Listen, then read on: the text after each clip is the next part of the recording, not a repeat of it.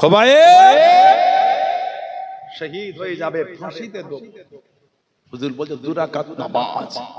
আমরা চোখে মসজিদ দেখো নামাজ পড়তে চাই না, ইমামে তিলাওয়াত কানে ভেসে আসলো আমরা নামাজ পড়তে চাই না। লা হাওলা ওয়ালা কুওয়াতা ইল্লা বিল্লাহ।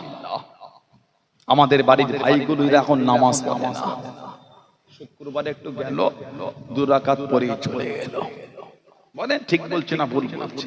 তা তো আবার অনেকে যায় না, তা তো আবার অনেকে জুমায় মসজিদে যায় না, নামাজই পড়ে। লা হাওলা ওয়ালা কুওয়াতা ইল্লা বিল্লাহ।